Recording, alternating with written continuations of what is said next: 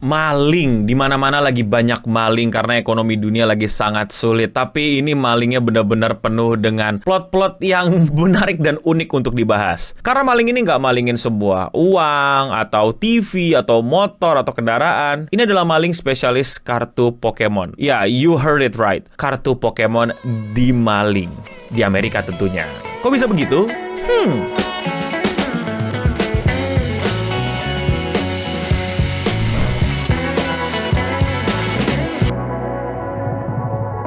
Nilai dari kartu-kartu yang diusahakan untuk dicuri itu sebesar 30.000 US dollar. Yes, 30 US dollar kalau dirupiahin segini. Jadi maling ini benar-benar ngincer, dan maling ini tahu kartu Pokemon yang mana yang berharga 30.000 US dollar.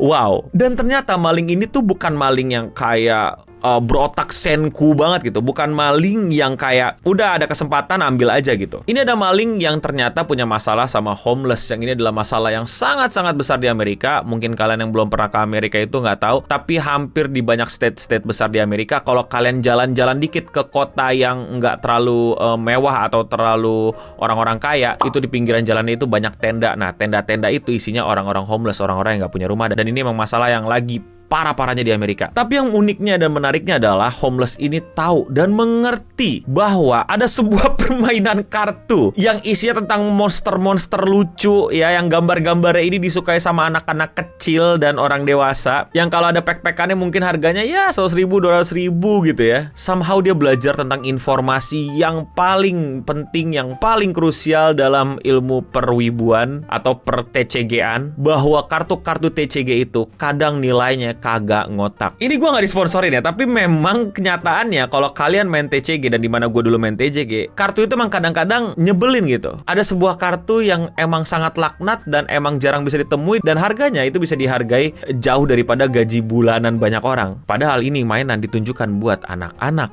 Pokemon. Sekali lagi, ini Pokemon. Gue waktu itu ingat banget ada sebuah kartu MTG ya yang diincer sama teman-teman gue. Buat kalian yang nggak tahu, MTG itu Magic the Gathering, salah satu TCG paling tua di dunia yang di Indonesia itu sebenarnya kurang populer. In my opinion kurang populer. Bukan mau disrespectful ke teman-teman yang mainin, tapi kenyataannya secara pasar kalian kurang populer dibanding TCG lainnya. Namun kurang populer bukan berarti harga kartunya itu bisa masuk akal. Gue ingat banget, sorry gue nggak terlalu main MTG banget pada saat itu. Gue punya decknya tapi ya cuman buat have fun. Sampai salah satu alasan gue berhenti ngikutin MTG karena tongkrongan gue pada saat itu lagi ngeliatin kartu yang lagi dijual lelang gitu, dan harga kartunya itu 20 juta. Yes, you heard me right. Kartunya harganya 20 juta. Kalau gue nggak salah ingat, intinya puluhan juta. Dan di situ makanya gue langsung kayak, kayaknya gue nggak lanjutin MTG. Gimana gue mau berhasil kalau harga kartu yang dibutuhkan gitu sampai segitunya gitu.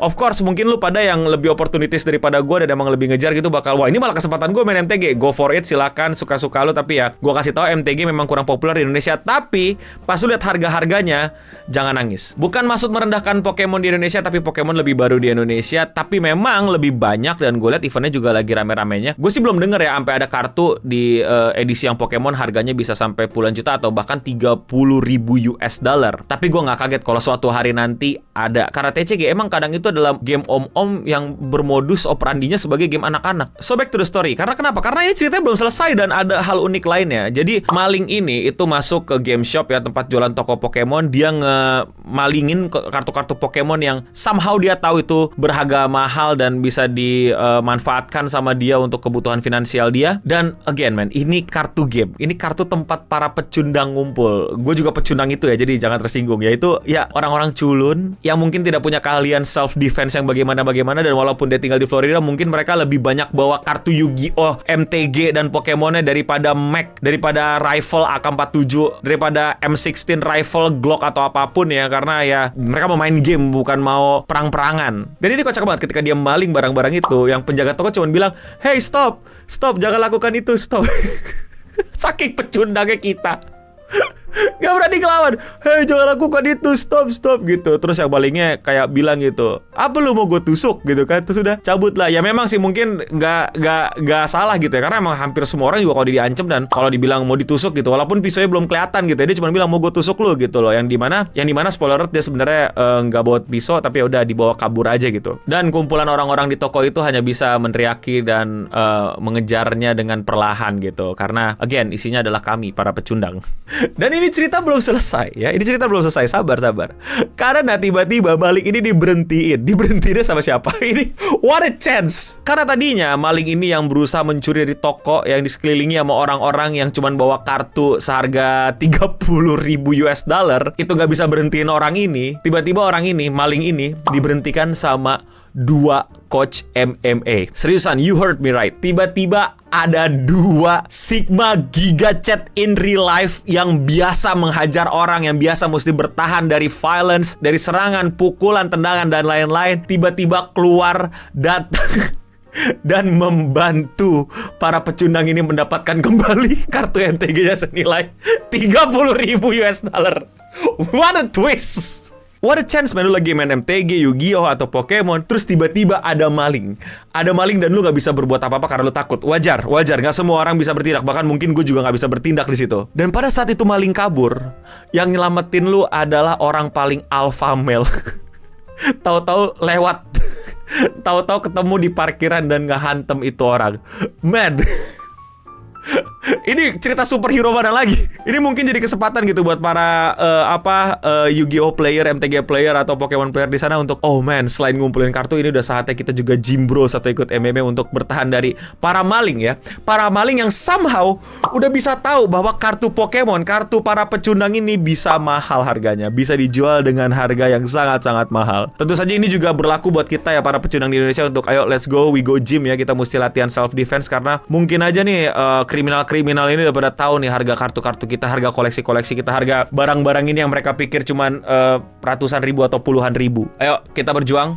Let's go gym, selamatkan waifu kita, selamatkan kartu Pokemon kita dari potensi-potensi kejahatan seperti ini. Ya tentu saja pelaku sudah ditangkap ya, karena berhasil dikalahkan sama para chat ya, yang dikenakan hukuman pencurian dan assault. So pertanyaannya sekarang adalah, berapa harga kartu termahal di Pokemon Indonesia? Komen di bawah. Gue nggak main, mungkin bisa tanya ke teman-teman kalian atau share video ini ke teman-teman komunitas Pokemon Indonesia. Hati-hati, maling udah pada pinter, lu pada hati-hati. Mereka tahu harga kartu Pokemon lo. Atau teman-teman di MTG Indonesia Community kasih tahu ya, kartu paling mahal namanya apa dan harganya berapa. Atau teman-teman Yu-Gi-Oh, kartu paling mahal sekarang apa ya? Sinkro apalah, atau XQZ apalah. Gue sebel banget, dulu gue main Yu-Gi-Oh sering banget men, tapi setelah keluar sinkro tuh kayak males. Elah, sekarang ada apa lagi nih, apa Link Summon dan lain-lain. Aduh, nggak tahu ya, gue nggak nikmatin sih permainan Yu-Gi-Oh yang OTK gitu tuh. Nggak proses gitu loh.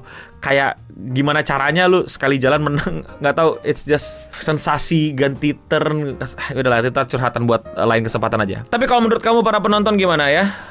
Apakah gue mesti balik ke MTG lagi gak? Jangan itu. Komen di bawah tadi ya, kartu termahal yang ada di Indonesia. Apakah MTG, apakah Pokemon, apakah Yu-Gi-Oh? Ya, kita tunggu di kolom komentar di bawah. Kalau kalian suka sama pembahasan yang tidak penting seperti ini dan kalian mau support gue, lakukan dengan klik tombol subscribe di bawah. Dan ya, itulah dia Radio Singa untuk episode kali ini. Gue udah bening pamit undur diri dari kita semua. Boku no Tang, Doro, Monster Cardo!